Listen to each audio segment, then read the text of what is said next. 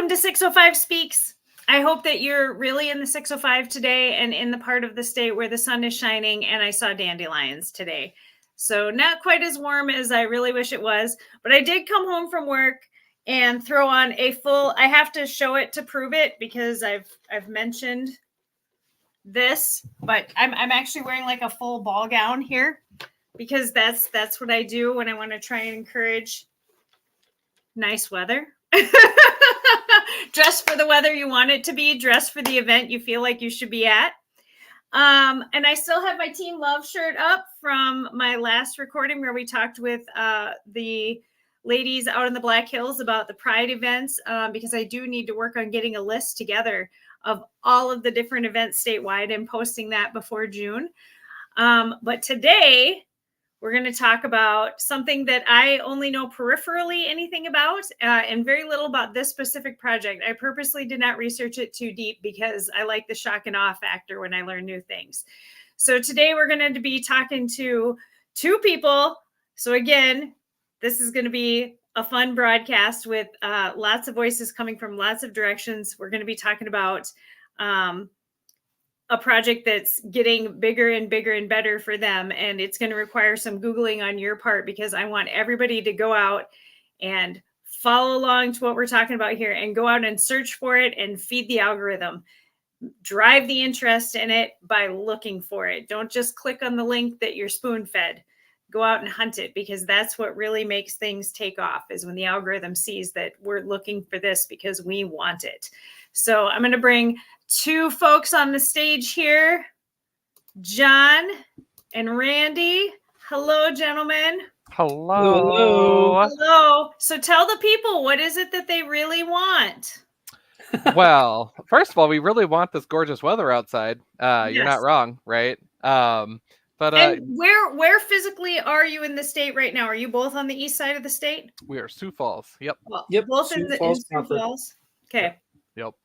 But oh gosh, it was gorgeous today. I was wearing a sweater and I got in the car and it's like, dude, it's like 82 degrees. What are you doing? And so I promptly got rid of the sweater, which is very gratifying. And hopefully we have more days of that to come.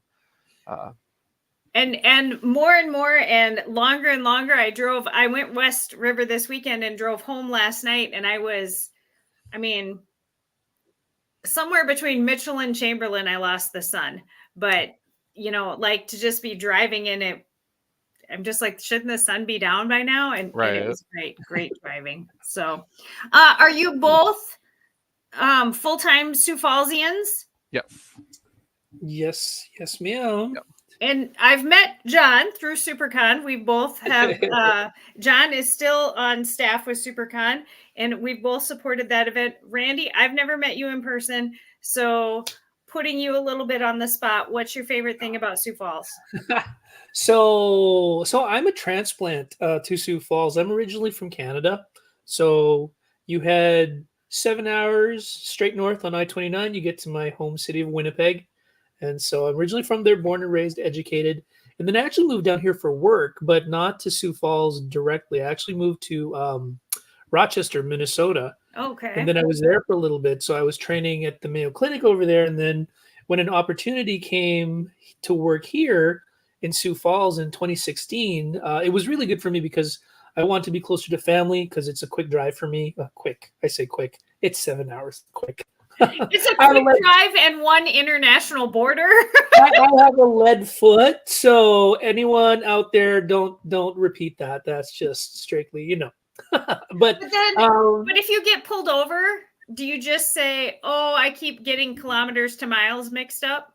I think that only worked really well in the first 2 years, and then they saw how long I was here, and they're like, no. Do you quick splash some maple around in the car while the cop's walking up and you're like, no, you know what I do? I'll bat my eyelashes and hope I can talk my way out of it. It's never worked except for once. By Brookings. Thank you, Brookings. But I moved to Sioux Falls in 2016. And then for a while I was working as a scientist running my own lab here in town. But then 2021, I decided to step away from that and start my own businesses. And so one of these businesses was the comic book studio that I started with Jon, because when I left my previous job, I really wanted to get back into stuff that, I really enjoyed for myself. And I'm a big comic book nerd. So I'm like, you know what? I'm going to start collecting comic books again. And so that's how I met Jon eventually. And then our friendship developed. And then on the basis of a dare, we started what has now led to the company that we are talking to you about today. So and this company is not about collecting comic books. This company is about creating them. Yep, creating original stories. And it's because Jon and I both really love so many different parts of the comic book world. The characters, the stories, the artwork. I'm definitely more of a writer. I can't draw. And so we have an artist who actually, we have more than one, if I'm being honest. We have one main artist, but we have a lot of really amazing international artists who've joined us. And so we get to see their talent, and it brings our stories to life. And I was the first writer, but now we have more who are contributing stories to a publication, which is part of Jon's secret project, which he might talk about a little bit later. But that's kind of how it started. And we really started with this company of ours, this Bamboo Panel Studios, because Jon and myself, and then our artist Ashley, we all really had a common vision of really kind of addressing contemporary perspectives on diversity and what it really means. Because I can tell you, so my experience growing up, I don't know if you've noticed, I'm this Crayola shade of like almond or whatever they're calling it now. So there's a whole box of crayons where they do colors of the world, which is really cool. But now I have a Crayola color. But I've always been subjected to all kinds of diversity things, for better or for worse. Some of them are really good. Some of them are really bad. All of them are well-intentioned, but the way they're being executed is just not, to me, it's not solving the problem, because people are still focusing on the wrong things when they think of in my opinion. So we really wanted to create stories. Because look I immediately stereotyped you as being maple scented because you're Canadian. It's okay. That's one of the better ones. It's all right. I mean, if they're nice, let's go with it. And it's okay. I don't know that. I didn't say sorry yet. I didn't say. Yeah, you haven't said a boot? A boot? Well, no, I have a boot. I usually have two. So I don't care.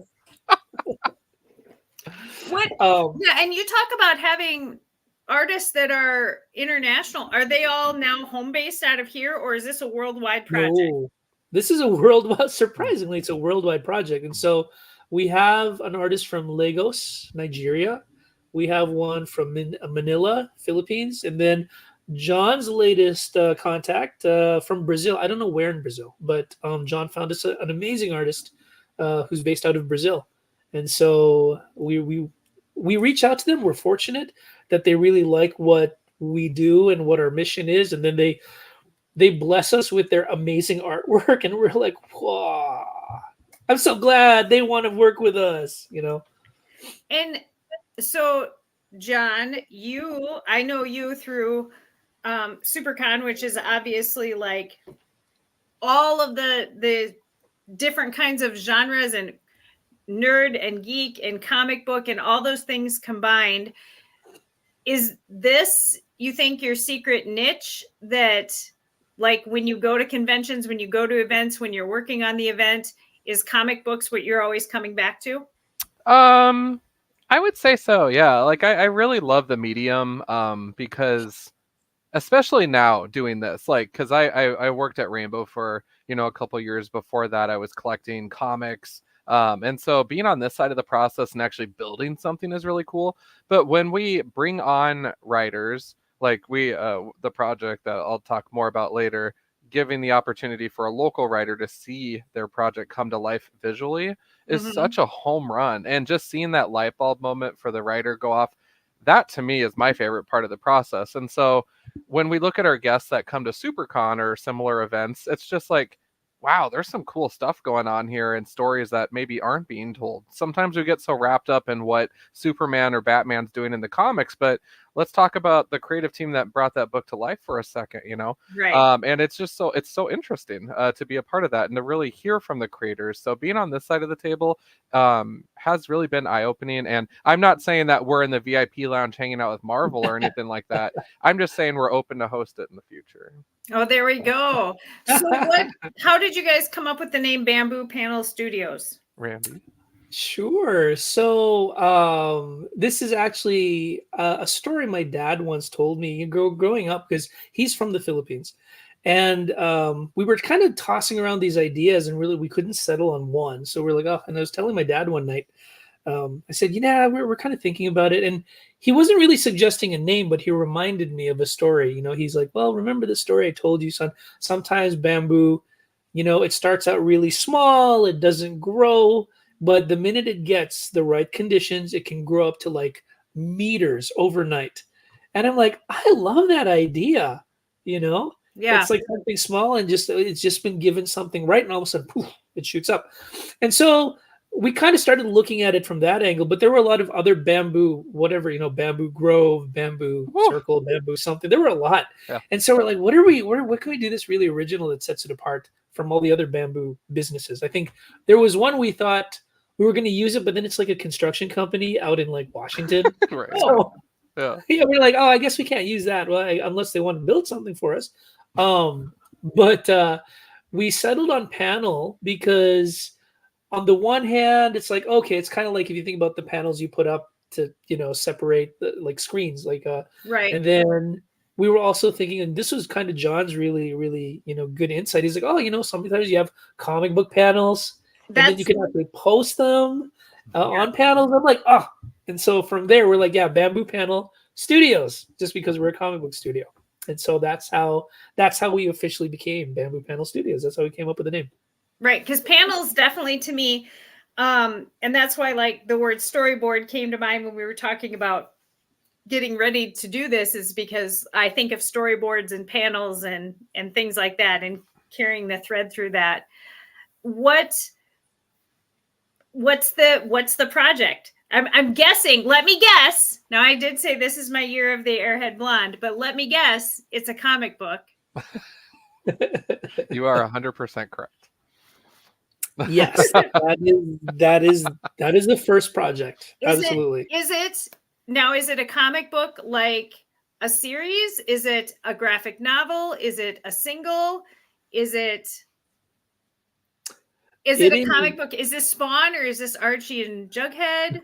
This is the first. This is issue 1 in a series of our first book. So it's exciting just because I think, after being on the side of the comic book reader for like so many years, after Jon dared me to write a book, which we can tell you that story, being on the creator side, it's definitely very different, but it's so much fun because now you can tell stories with characters that, if they've lived in your head for a while, you're like, oh, this would be a really cool thing for so-and-so to do if she was a character, or, oh, I envision her as looking like this, or he could do this.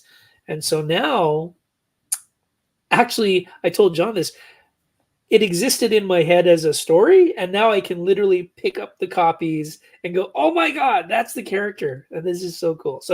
So yeah, it is the first for issue number 1 in book number 1, hopefully in a series of books and issues for the future.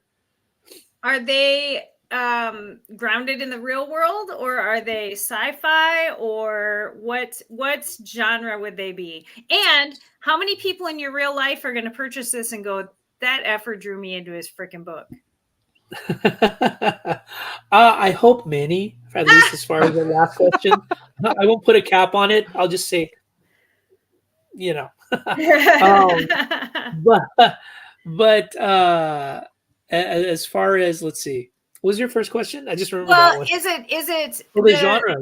Yeah, what genre? And is it like grounded in real life? It is urban fantasy. Well, it's a mix, honestly, of very different things. But what we really wanted to do was we wanted, because our underlying theme, right, is always going to be championing diversity, inclusivity in a contemporary way that really respects everybody, right? And so our stories, we aim to tell stories with that, but we give a paranormal twist or a supernatural twist, or something that offsets them off of, hey, this isn't really happening in our world, but the concepts and the themes hopefully will be things that are universal that people will recognize. Jon, what element of diversity do you bring, ordinary white guy from the Midwest? Woo! Wow.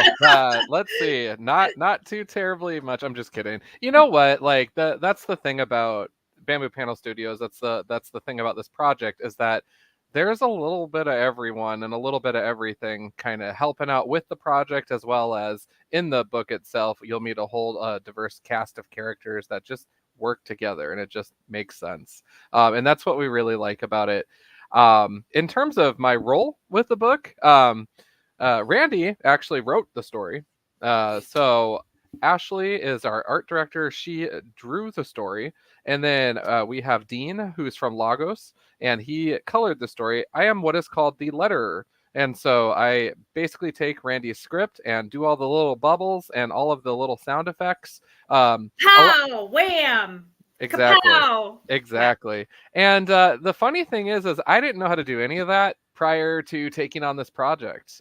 So I spent a couple of weekends just watching tutorial videos, asking questions from people that have been doing it in the industry.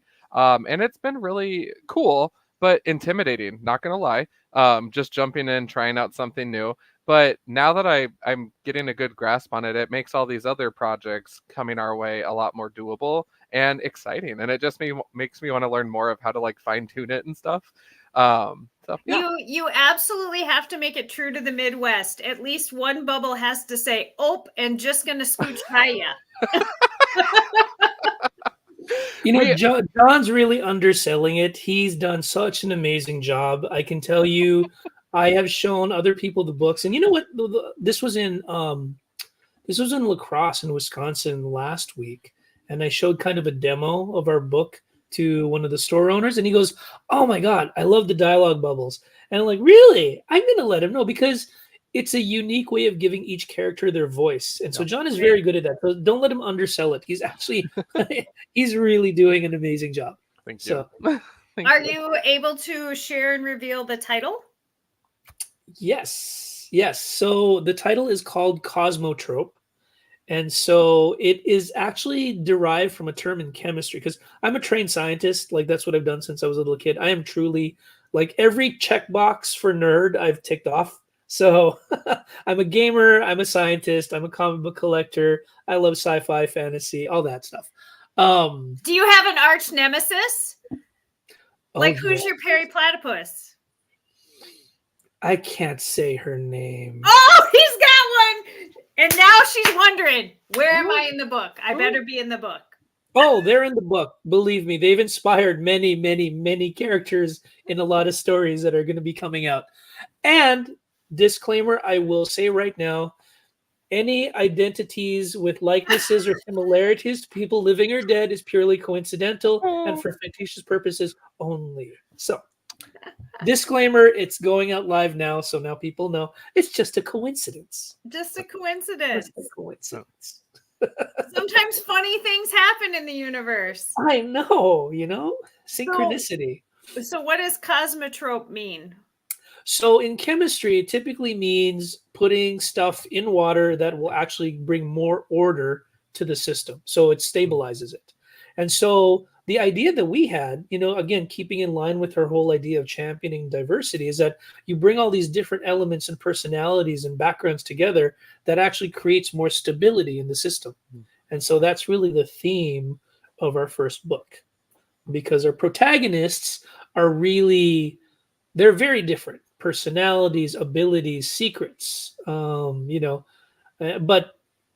in order for them to really beat the enemy, basically, they have to kind of come together, and it's those differences that actually make them and the group stronger.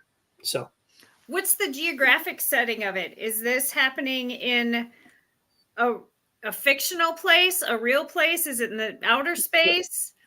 fictional place, Pacific Northwest. It's a large town in Oregon. Sasquatch? Does it have a Sasquatch? It doesn't, Okay, I'm not but playing. it doesn't have a Sasquatch. Not yet. It I needs don't a know, it could. reference.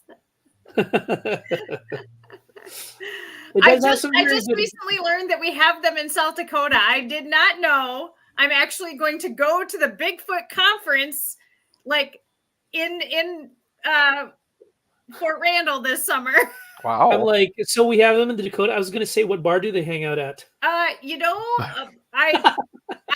that there's some by Renner. I haven't Just to gone to look, confirm, but do they do construction? I mean, I don't know what they do, but I didn't know that there was a history of them in South Dakota, but apparently there are. And now I'm going to go on the hunt. If I come back with any source material, I'll send it your guys' way. yeah, that would be awesome. I'll write about what would we call them? Because there's Sasquatch, there's Bigfoot. Yeah. We got to have a Dakota specific name for them. I think they just call them Bigfoot around here. But Okay. yeah. Yes. What's the draw going to be? I often think that comic books, like here in the Midwest, are still a kind of media that is like looked down on by like adults. Like I keep trying to explain to one of my coworkers that, hey, if your kid is reading graphic novels, they're still reading.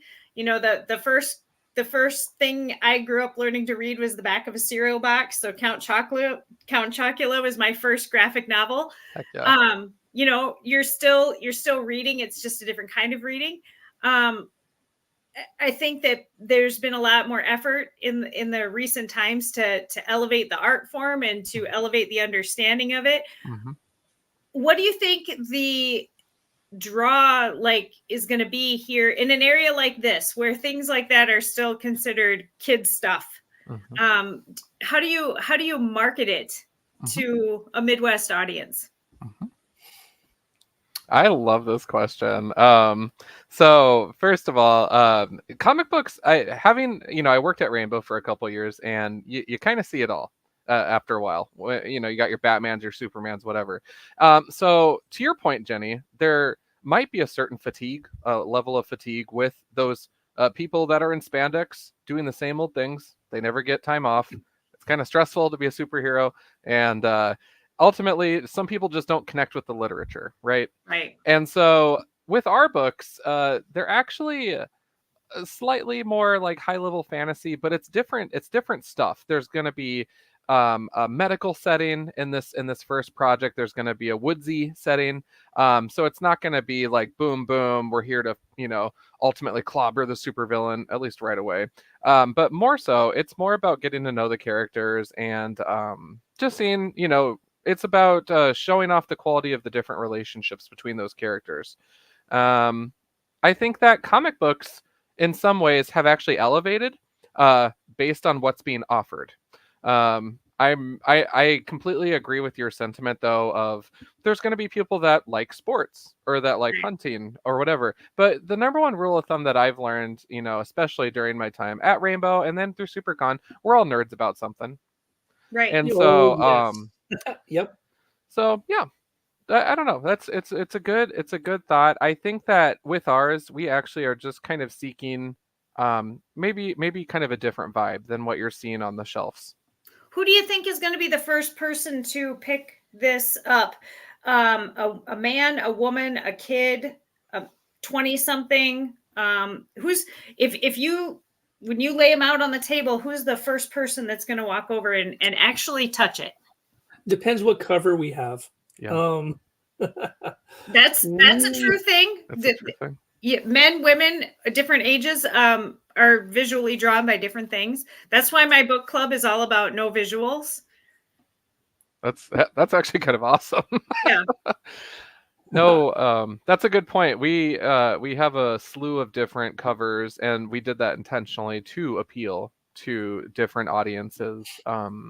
With that, I tell you what, though, if I were to kind of pinpoint a target audience, I think it would really be people that are just in the area. I don't know about you, But for me, whenever someone local is doing something really cool, it's just like, dude, I want to check this out. What the heck's going on here, you know? I think And there's always a good network of support. yeah, and so that's what I like about it, you know, and that's what I love about this show. You do a really good job of engaging the states, and there's just so much going on under our 605 hood, you know, like we just have so much going on. Well, and where are people going to be able to find this, and when? Ooh, that's a Jon question. Well, our release date for the book is aiming to be May 28th because we're holding a physical release party. And so it'll actually be at Rose and Eugene's Presents downtown by Falls Park entrance across from the Levitt Shell next to La Luna Cafe and Severance Brewing. And so definitely come check that out. The release way to plug every landmark in that zip code. I'm just, you know, but it's X number of feet from Statue of David. Right.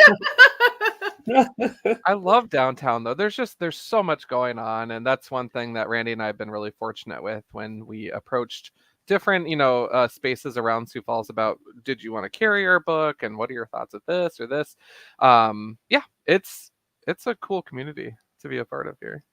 And what is going to be offered at the party? People will be able to buy the book. Is there other merchandise yet related to the book? Yeah, I actually am utilizing one right now. So Randy was able to whip up some laser etched coasters with our logo on it, which is super cool. So I've been rusting my water on that. And then we have one publication right now. So this is what is called an ash can, but this is in the industry. Ash can is basically like a preview or a teaser. And so it should be, because that looks naughty. So it's really great. Yeah, this cover Ashley did a beautiful job on. Yeah, that's her artist. See, that's her artist handiwork. Yeah. So is that a merman? Well, so he is the colors that you're seeing all around him. That's his ability, is being able to ultimately turn into a bear and be able to smell and interpret what happened in an area. And so that's the crazy cool colors that you're seeing. Okay. So I personally really think she did a great job with it. This is just a simple 8-pager. This was printed locally at Minuteman Press. Shout out to you. And we printed 100 of these, and we have been flying through them at our tabling events. We tabled at Last Stop CD Shop this yesterday. Was it yesterday? 2 days ago. Saturday. Yeah. And that was a lot of fun. But we're really looking forward to this main book coming out, because it'll be a good time. Is there the ability for people to pre-order it? Yes. Or what if they're not local to here? Will they be able to order it and have it shipped? Randy, you're chomping. Go. Oh, am I still? No, you're chomping at the bit to jump in here. I can feel it. Oh, sure. Yeah, no. So I'm like, what? So again, this is all credit goes to Jon. He has been putting together a Kickstarter campaign. And so that is anticipated to go live. I'm putting you on the spot, Jon. Sometime this month. Hopefully this week. It depends on the pesky review process that we have to put it under first by their staff. Kickstarter is hard. Yeah. So we've been chipping away at it though, and we are nearly done, and it's looking really sharp. And so why did you opt to do a Kickstarter instead of like a Patreon? Yeah, we went Kickstarter route just because I had been kind of following some other comic book creators in the same boat. This is our first go at it, truly. And so we were literally, Randy and I have had a couple of long days where we're just on the phone like, okay, what do we do with this or that? But it is coming together nicely. We're curious to see how it performs, but definitely open to checking out some of those other platforms too in the event that this one doesn't meet what we want it to. Yeah, I think too with Patreon, to me, it's always seemed like you need to be a committed artist creating new content every day, every week. Oh, sure. And so that's why I don't know that that's the best venue for us at the moment, just because it's just me writing and then Ashley doing the art. And then we all have our other jobs as well. And so that usually takes a priority. Well, it does take a priority until we get to the point where, we can say, oh, Jon, you made another $1 million this week, so I guess you can take it off, Yeah. So that's why Patreon, I think it's really good for people who are constantly putting stuff out. whether you're a musician or a visual artist or something like that. Mhm. But I think for us, it would be a little bit harder to sustain a consistent, like, oh, what are you guys putting out this week? Oh, nothing. A paragraph, maybe a couple lines of dialogue, So I Right. think the Kickstarter right now, and again, like to John's point there, when you look at it, there's a lot of really awesome comic book projects that are successfully finding a home on Kickstarter platforms to raise money. They've kind of forged the path for what you're doing. Yes. Yeah, they serve as such a great template. And I mean, I see things there. I told John this the other day. I was kind of researching one of them just to see layout and stuff. I'm like, I want to buy their stuff. Now I want to back their campaign, So hopefully ours will kind of cause the same effect in other people, right? When they look at our stuff. So Yeah. Love it. Love it. Yeah. What about this project? Any element of it, whether it's the finished product or hearing the story of how it's made, what overall about this project is going to make somebody's grandma in Murdo want to buy it? ooh. What would be appealing to that unexpected audience that sees something like this and is like, well, I just want to support those two boys in Sioux Falls. I mean, it could be any number of things. I don't know. I would like to think that sweet old granny in Murdo is going to be like, you know what? I think my grandkids would love this character because they see a bit of themselves in him or in her, and in a positive light, in a strong light, in a that kind. Also, if the granny's like, yeah, I want to see them kick ass, that's awesome because that's what I would do. Like, okay, go grandma. I mean, but I think for me, that's what would be really gratifying, to know that the way we've presented a particular character inspired someone to feel good about themselves, or so you feel like they might have the opportunity to open it, and even if they don't see themselves, they might see someone else that they know and go, hey, I've never seen this friend of mine or this family member or this person with this interest. I've never seen them represented before. I need to get them this. Yeah. I mean, that's ideally that's kind of like the bar we want to set, but obviously other things like, hey, this is a local talent. This is awesome. It means that we've got cool stuff here in South Dakota too. I want to show this to my grandkid or my friend to inspire. Hey, look, that project you always talked about? Look at these guys. They're doing it. And who are they? Right. So you can do it too. Even if it's that alone in a place like South Dakota where we are, there is so much distance and there is so much, we literally are limited by weather. It's either too hot or too cold to do anything. And things like that, even how we talk about, like, we don't even have Amtrak, all these things. It is always inspiring when you see someone that does get something done. I do think that's why you see the draw to support local, even if it's not a thing you would normally support, because it's just like, holy heck, one of us got something done. Yeah. That and honestly, that's my big motivation for my other businesses that I do too, because I've always been an advocate of, what, we have the talent here. I want people to see it. Yeah. Whether it's creatively, like through our comic book studio, or intellectually through the science things that I do, or even from a business perspective, where it's like, hey, there's some really amazing businesses that are starting in Sioux Falls and being successful around the country and around the world. That's, to me, I find that very, very satisfying. Right.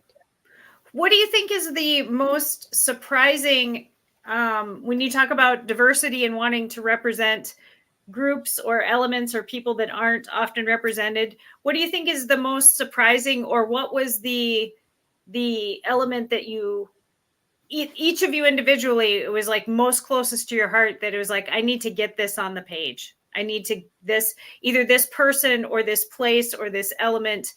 I need to show this to everybody. This is important to my heart. So from my side, mine comes to mind right away. So one of our main characters is just a bigger guy, and there's a scene where he's like, you see him like getting his jeans on, and it's that awkward, like, doesn't really fit, but he's making it work moment kind of thing. So that And represents me every day trying to get right, dressed. right, yeah. And I'm like, when I saw that, I was like, oh my gosh, I feel just completely seen and validated right now. And Does he zip so, up his jeans with a fork? Because until you've done that, no, no, really? until you've laid back on a bed, sucked it in, and had your kid use a fork to help you zip up your jeans, Really? you don't know the struggle that is womanhood. Oh, okay, all right. That's a new one. We're learning new stuff. We're learning new stuff. But yeah, it was just that moment, though. I don't know what it is about it, but that's exactly what comes to mind. It's a wonderful question. But yeah. How about you, Randy? I think for me, it's seeing the blend of different characters. So Ashley has this amazing capacity to draw. I can't think of any other word than to say to respectfully draw people of different shapes and sizes. You know, Okay. because if you look at like so growing up, reading comic books, I remember one of the things I'd always think about. I'm like, wow, the only people who ever get powers are like really in shape white people in the US. Okay, that's fine. And then I always wondered, what about the rest of the world? Like what.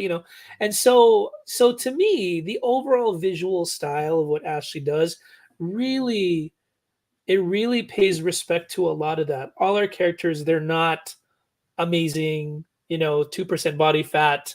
Like they look good in spandex and they look good outside of spandex. I mean, they're regular, but they're Right. awesome because of what they do, you Right. know?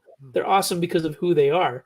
And so really, I think for me that's been super satisfying, and showing that the focus at least in our storybook world, the focus of the characters is not on, oh my god, you're a different religion, or oh my god, you're a different skin color. It's more like, hey, you're really good at helping with the kids, so can you do that while I take care of these patients? And that's kind of what I think is really more important for a more modern perspective on diversity, if that makes any sense. Right. That's what I love about this, because it's like we have a series on our Instagram page where we talk about slices of life, where we literally just, if you do a cross section of a day at this fictitious town, what does it look like? And so we've done one, and you can check it out if you go to our Instagram. We have one for Mother's Day, we have one for Father's Day, and then our most recent one was for Pride. And it was really about focusing on the relationships of families and how people just interact with one another, and how those things are more important than all the other things I think we tend to pay attention to, like, and wrongfully so, right? Because it's not solving any problems. In fact, in some ways, it's making it worse, because it's causing more polarizing opinions and division. And that's the thing that I think, I don't want to become a politician. So I figure if I can at least influence some attitudes through storytelling, I'm going to go do it that way. And so that is near and dear to my heart for this project. Do you have you want this to be a series? Do you already have sort of a story arc that is going to go across it? Does the first one end in a cliffhanger, or does it just pick up and keep? Is it a new story each time and pick up and keep going? So the first book definitely ends, or the first issue ends on a cliffhanger, and I do have my story arc mapped out in my little black book. Oh, I don't know if you can see it. Oh, it's too bright. Hold on. Yeah. Well, and we don't want to reveal anything. No, we're not revealing anything. I'm just going to flash you. Yeah. There you go. So it's all there. So yeah, I do have it mapped out for a little bit. And yeah, we do right now. I mean, the art of storytelling is always leave them wanting more. So yes, the first one definitely ends on a cliffhanger. Like our first issue ends on a cliffhanger, and it makes you want to go, and we already have some of issue 2 drafted, and we've sent that to our artist. And so right now, I think if you were to ask me, and maybe Jon can, he can give his sort of perspective on this too. If you're to ask me, how does our story feel right now? To me, it's a slow burn. Right now, issue 1 is a slow burn thriller, because you're introducing the characters, a little bit of their life. Is there crime? Supernaturally. Okay. Like all my true crime biddies are going to be like, get my hands on it. There's definitely that. John wanted to throw some rom-com elements into it, which I initially said no, but I'm like, okay, I can't resist. Let's go ahead. Let's work it in. So, but it is a slow burn. It's definitely a slow burn at the moment. So I have to. I've never been a rom-com person or even like romantic anything. I only like horror and psycho thriller and true crime and stuff like that. And I recently at an event I did some palm readings, and I was reading a lady's palm, and I looked at her and I said, "Is your favorite movie The Notebook?" And she went, "Yes." And I said, "You need to stop watching it, and everyone in your family is sick of it. They never want to watch it with you again." And her daughter was just like, "You are 100% right." And she was like, "Oh my God." And I'm like, "Yeah, go home and think about your life choices." So that's what I think of rom-comming. Well Yeah. done. Yes. And then I told her nothing else. I said, nothing else I see is important. Just stop watching The Notebook. it is part of this story, though. Like, I mean, I think you couldn't really tell this story without digging into some of those elements, because ultimately it is about relationships, right? And some of the characters, that's a part of how they will interact with one another, and it makes sense in the context of the story. I mean, it's not like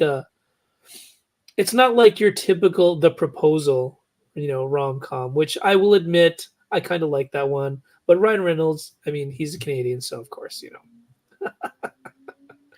But John, how in your lettering, in your word bubbles, do you express the sexual tension of, say, like a Ross and Rachel? How do you come across? How do you, John? How will you do that? So with that, it's so interesting because I was actually just thinking about like this question of like just different scenarios, and with something like that, it's all about the moment. So what are the postures of the two characters, in that panel? How much room do I have? Am I okay? Where can I put bubble so I'm not blocking key detail in the background? Right. But it's really funny because comics these days really use that space where they're almost overlapping bubbles sometimes to catch that awkward, like, oh Right. no, like, no, let me get the bill, no, or whatever, and then in terms of like, like a hot and steamy moment like that, maybe there's no talking at all. Maybe it's a thing of hearts, There'll be a box and an asterisk, and it will say tension and banter occur. There you go.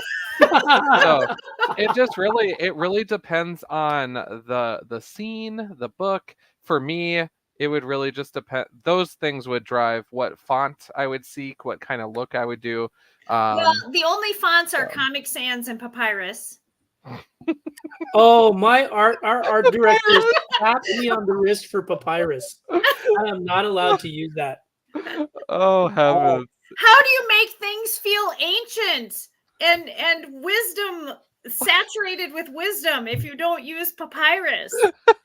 Now I just want to use it. Ashley will kill us if you do that. That's funny. Oh, gosh. Yeah, that font's everywhere, man. What is the future for Bamboo Panel Studios? Is it just a jumping off point for your own projects, or do you see someday mentoring other new creators or giving them a platform? Ooh, John or me or? Well, definitely. I think we both have a lot to say on this note. First of all, about Bamboo Panel Studios, we're like this multifaceted like octopus, like tentacles going everywhere. It's crazy. And so we all kind of have our thing. So my main thing is community outreach. And so I look at things in the community that are missing that maybe we could fulfill a need for. And so for my line of work, I deal with families that are new to the country. And when families have young ones and the young ones come into the country, they don't have anything to do. So I was like, what if we maybe design like a coloring book, and got a box of crayons with that, donated a stack of 100 to the place where I work, boom, done, and do something where it would make someone's day and make it educational. A is for apple, B is for banana, whatever, And I even kicked that up a notch, talking to the team, and we came up with the idea of let's approach the high school and college art programs for that. So I did apply for a micro grant. I didn't get it this time around because, and this is a great problem to have for the Art Council of Sioux Falls, is that there were so many submissions that, you know, Right. I didn't win. And I personally, for me, I'm like, I just think that it's cool that participation is real for Right. that. And that's a huge feather in all of our hats. And so that's not going to stop me from applying in the future. Um, another idea I had for, you know, people that I work with in my full-time job is thinking about like a calendar and partnering with a local photographer, making a calendar, or maybe it has educational information on the top of each one, things about our community or the 211 system, or We're totally going to talk about this off camera because this totally goes with something I've been wanting to do for like 2 years. yeah, So I see you. So we got to make a note here. I'm scribbling. The after show minutes. Right. But for me, that's what I love. And so, and Randy will reaffirm this too, but with Bamboo Panel Studios, we're not putting books on the shelf in hopes of becoming rich or making lots of money or anything like that. Not saying that, you know, if Amazon picks something up for animation in the future, will we be mad? No. But what we are seeking to do is to make a splash in our communities that we live in. And so that's my leg of it, is really just connecting with the community in a meaningful way. And that means helping writers and artists get those opportunities to help bring stories to life. So, you know, John had mentioned that each of us have a different thing. So John has, that's kind of his. Ashley is very big on mentorship, you know, and if she were here, she'd talk a little bit about that. And for me, because of my background and training as a scientist, what I'm really excited about is making STEM, making science more accessible through art. And Which so, then makes it STEAM. yep, yeah, and so actually, one of the things that I'm in charge of is a STEAM initiative, where, you know, so in my other business, what I do is I mentor high school juniors and seniors to do a research project, right? And so it's something that they have um, good ownership of, and so this is very different from all the other programs that are out there, because in my previous job, I actually was a director of that kind of programming, and it was really good, but I saw a lot of opportunity to introduce some new things that I think would be really good. And so for what I do with these kids, we give them ownership of their project. So they are the ones who come up with the ideas. They're the ones who kind of direct where it goes. And my co-founder and I in that business, we help them we basically elevate them as much as we can. Um, and so these kids, these are 15, 16, 17-year-old kids at schools here in town. So they're putting together projects that are investigating the genetic causes of addiction. They are looking at ways to diagnose traumatic brain injury earlier so that it can be treated earlier. I have another student, she is looking at a way to identify what makes a red blood cell turn into a red blood cell, with the end goal of coming up with a procedure that can maybe allow us to produce that outside the body so that we could address the blood shortage, a national blood shortage. And so these kids are coming up with amazing ideas, and they're competing nationally. In fact, next month, I'm actually leaving to go to Albuquerque and Los Angeles because I have students who are competing there for the work that they've done with us. And so all this STEM stuff that's going on, you know, I got inspired by a colleague of mine. She had a friend in Spain who turned her whole research into a comic book. Oh, And wow. so I'm like, wait a minute, that's a brilliant idea. I love it, obviously, because I'm such a comic book nerd. But then when I approached my STEM kids, I said, hey, you know, you're doing some awesome stuff. Maybe a lot of people won't understand it. I know the news anchor in Kansas City couldn't pronounce my one student's project name. And so she had to ask her, can you come up here and, like, you know, because she won an award, can you say this? And she's like, so she read it out loud. If we can make art pieces that make the science that they're doing easier to understand, you know, then I think more people can understand the value of what they're doing and the impact that that will actually have on society. Like, there's a lot of positive things, because let's be real. I'm a scientist and I will critique them because I am one. They're very dry and boring when they present. And oftentimes, you know, they want to tell you something. It's really exciting about their work. And they're like, and then we actually ran the gel on the protein. And then we found that it separated at 34 kilodaltons. And then when see, you're already falling asleep. They need to follow. And now I'm sorry that I'm drawing a blank on her name, but the teacher from Texas that teaches physics, and she's all like, bam, and it explodes. The Russian teacher? Is that Yes! the Russian one? Yeah, I've seen her. I love her. I would love for her to come to SuperCon. So that's what we're doing for a STEAM initiative through Bamboo Panel Studios. And I'm really big on making science accessible for not just kids, but for any non-scientists, so that there's a better appreciation of it. And so my goal is to make comic books of each of their science, like their actual projects, but then so provisionally that project is called Young STEM Heroes, Origins in IRL, so in real life. So part of their story will be like a fictitious sort of reimagining of their work. And then the latter half of it will be like, okay, now let's look at what they're actually doing in real life and have kind of like, maybe a 2 or 3 page focus on them talking about what they do. And so that's going to be the main sort of part of the STEAM initiative with Bamboo Panel Studios. But then I'm also looking at scientists who are artists or artists who have been inspired by something scientific in their pieces. And then hopefully I'd like to see a pop-up gallery where I can just exhibit these things for, maybe a couple of days and sort of raise awareness of STEM accessibility and the notion that anyone can do it. Like you don't have to have an IQ of 200 to do science. You just have to have curiosity, and you have to just, and I know the talent is out there, these kids are out there. Oh yeah. And so, yeah, I will say, so this is a plug for my other business. So South Dakota was not represented at the national competitions for over 10 years. We broke that drought last year when one of my students went. We're going again this year with another one of my students. And so South Dakota is finally represented at this national stage for this particular competition. You want to plug your other business by name? Yes. So it is called the STAR program. And it is actually one of 3 STEM educational kind of training programs that my co-founder Claudia and I offer. And so we just this year will be debuting a program for the younger ones. So 4th to 6th graders and 6th to 8th graders. I think that's the true superpowers is that all of us grow out of is the things that we don't even know we're capable of when we're little kids and we're still sponges and we can learn it. We probably all would have superpowers, but we lose them because we didn't take them out of the box.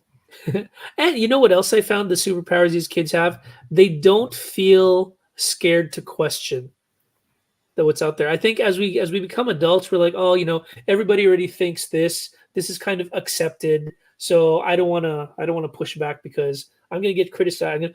Kids are like, they don't know that's dogma, but that's a good thing because then they're not bound by it and they can act. And sometimes that's where you find the coolest things, Right. That's how you find these groundbreaking discoveries or new ways of looking at things. And so I don't know why I randomly just now it popped into my head, but are any probably because we were talking about literacy with kids earlier and you talking about the different age groups and things like that. Are any of your characters non-English or English as a second language? Do you feature multilingual in any of in this first series? The background is that we haven't done any of the language. So Jon can talk a little bit about that. But when you do second language in your language bubbles, there's a whole format you got to do. We have multiple characters in our story that are capable of it. We just haven't had the opportunity to do that with them yet because they're all like ostensibly second generation Americans, so their families have come from all over the world, but they're all somehow at one point they're together in this Oregon town. And so they can do it. They can't speak other languages. Yeah. So will we see in the future a panel where their grandma is yelling at them in 100% origin language? I was thinking, so we're working on volume 1 of Cosmotrope. I was thinking that's going to be a bigger thing in volume 2. There has to be a grandma. They're the real superheroes too. Oh yeah. They're tough. They're tough. Grandmas are tough. Well, we're coming up on the end of an hour here, and I like to let people get back to their real lives. And so I don't want to keep you forever because I'll keep coming up with questions because I'm not smart enough to script this thing yet. So to wrap it up, what is one thing that if someone were to pick this up and be influenced by it, that it would be a distinctly South Dakotan influence, even if they didn't realize it? Oof, oof, oof, oof.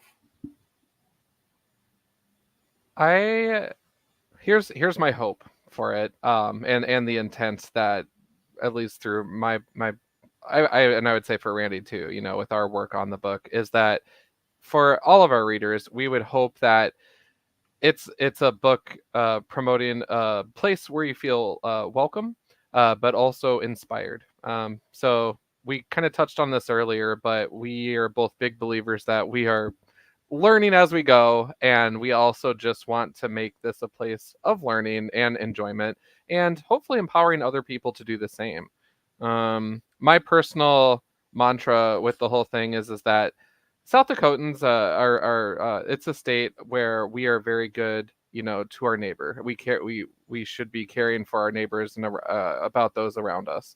And so that's kind of what I get out of the book, you know, when I flip through the pages, is that it's about those relationships and just about building one another up.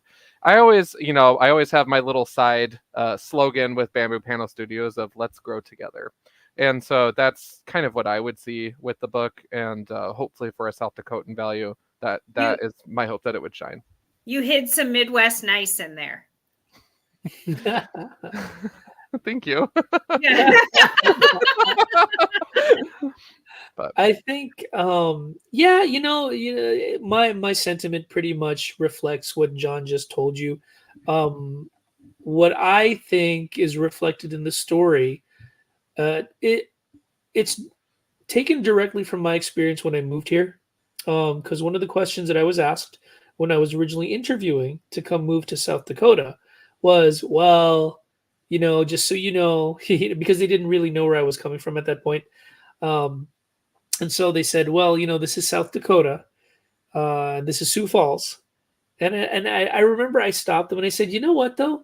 I said, the culture here reminds me a lot of my hometown. So Winnipeg is very diverse.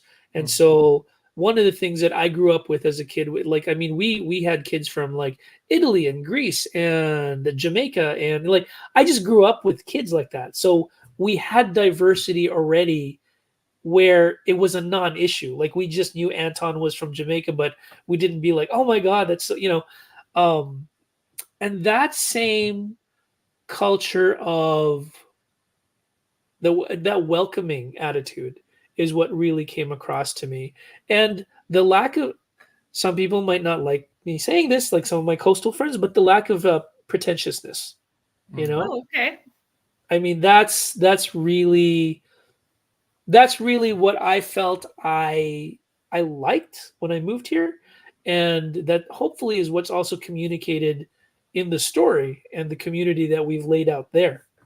And that's really what it is, you know.